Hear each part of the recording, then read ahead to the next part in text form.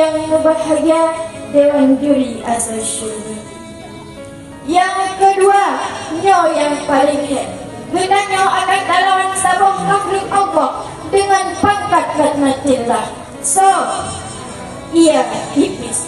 Walaupun pangkat rahmatillah, tidak boleh kita tahu bahawa pelibatan iblisnya menjadi maha gurunya malaikat. Akan tetapi, karena sifat sombong, maka predikat rahmatillah harus dipakai oleh iblis. Dengan makhluk yang kegunanya akan merubah-rubah iman pada masa. Wadai siara ulun roh bak masa ajai. Bahasanya kegunanya objek sebagai babak penentuan. Senang atau sedih, bahagia atau menderita, nyanyi mandung tergantung hina.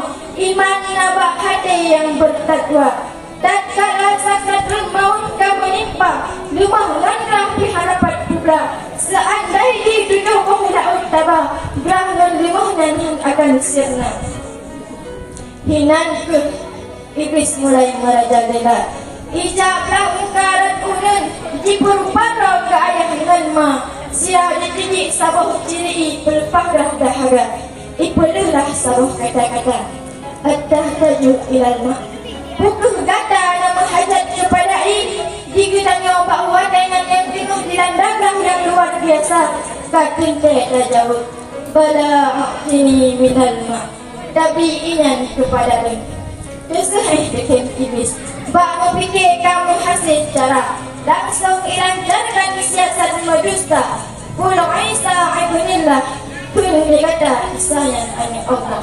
Bila ada memetai habatnya, iblis pun berpesta pora merayakan menyesatkan seluruh hamba. Apabila ada pesalah habatnya, baiklah kata awet hati mawar. Karena tidak tepunyan baru babak pertama, kan iblis namanya punyon lalu babak pertama langsung menyerah menan-menan saja. Rupaji tolong siasat kedua. Ija iblis rat 12 kaki, senjata pandang diri yang mengasoi. Digoyang-goyang diri dan seraya ikut. Qul la ilaha wa kadzdzaba rasulahu tiakamin. Kundi kata Allah dan Hanan. Berdapatih kata Muhammad dan kan juga utusan. Sehingga inolon beri kata. Tuan iblis pak wadanya dengan muka penuh dengan aura kemenangan.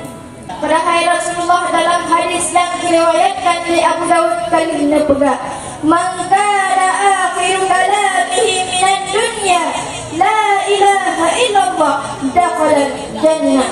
Semirak kata yang akhir kalam berpisah dalam dunianya merupakan la ilaha illallah dakhala jannah, tamam syurga. Hinan yang patut kita jaga supaya engkau pakai kita yang merupa dengan sebuah rumah yang indah yang bernama syurga. Mungkin hanya Allah yang dapat ulang bersambung tajak sebuah kesimpulan. Berlian, mutiara tak anggap berharga sehingga tak jaga dengan segala cara.